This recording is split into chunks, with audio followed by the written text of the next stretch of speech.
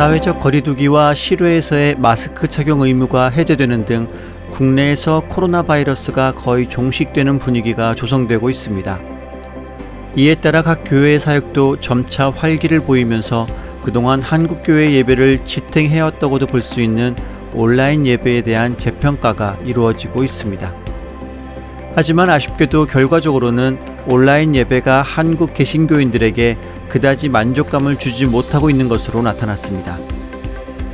한국기독교사회문제연구원은 지난달 4월 28일 공간 이재에서 포럼을 개최하고 코로나19 시대 한국교회의 예배와 영성에 대한 연구 결과를 발표했습니다.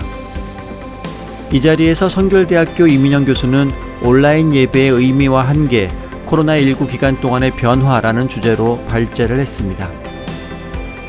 이 교수는 발제를 통해 온라인 예배는 코로나19 상황을 거치며 한국교회의 새로운 종교적 제2의 형태로 자리를 잡고 있다고 설명했습니다.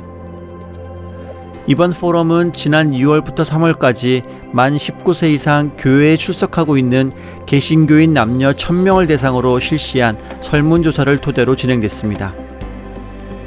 이 교수는 앞서 진행되었던 코로나 관련 개신교 설문조사와 이 결과를 비교 분석하면서 코로나 기간 동안 나타난 인식 변화의 추이를 소개했습니다. 코로나 초창기인 2020년 4월 조사에서는 온라인 예배에 대한 선호도가 6.9%로 낮았다가 같은 해 12월에는 12.6%로 2배 가까이 증가했습니다. 이듬해 6월에는 10.2%로 감소했다가 2022년 2월 조사에서는 크게 감소하여 불과 5.7%만이 현장 예배보다 온라인 예배를 선호하는 것으로 나타났습니다. 이 교수는 이러한 흐름은 코로나 바이러스의 영향력이 약화될수록 약해지는 것이라며 앞으로 온라인 예배 선호도는 더욱 감소할 것이라고 예측했습니다. 하지만 이 교수는 온라인 예배의 긍정적인 인원의 비율은 여전히 47% 정도로 유지되고 있음에 주의를 기울일 필요가 있다고 했습니다. 온라인 예배에 만족하는 이유에 대해서는 예배에만 집중할 수 있다, 방역 안전, 시간 절약, 디지털 기기를 활용한 조작의 편리성 등의 순이었습니다. 이 교수는 온라인 예배가 안전하고 편리하게 예배에 참석할 수 있도록 하는 것에 초점이 맞춰져 있다면 그것은 현장 예배의 대안이 될 수 없다고 지적했습니다. 이어 안타깝게도 온라인 예배는 당장의 예배 참여를 높이기 위한 실용주의적 방편으로 활용되고 있는 것처럼 보인다고 덧붙였습니다. 특히 이 교수는 예배를 보는 현상에 대해 응답자의 17%가 식사, 커피를 섭취하거나 옆 사람과 대화하는 등 예배 외의 행동을 했다며 우려를 표했습니다.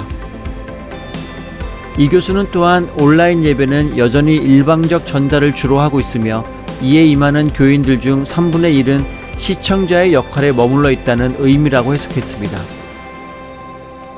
이 교수는 이날 발표에서 온라인 종교 생활이 가지고 있는 장점이 있다고 언급하며 온라인 예배가 아닌 온라인 교회의 가능성을 제기했습니다.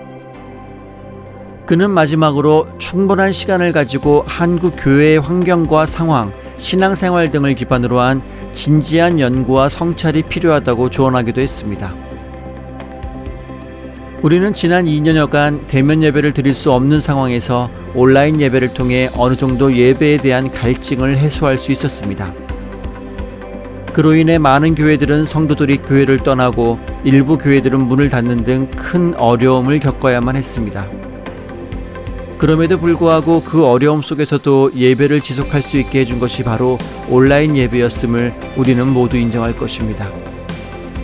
하지만 이제 온전한 대면 예배가 가능해진 만큼 빠르고 확실한 이전과 같은 대면 예배로의 전환이 시급한 때입니다. 이 과정 속에서 온라인 예배를 병행하는 보다 효율적인 활용 방법이 필요하지만 그것이 핑계가 되어 대면 예배를 대체하는 일이 발생해서는 안 될 것입니다.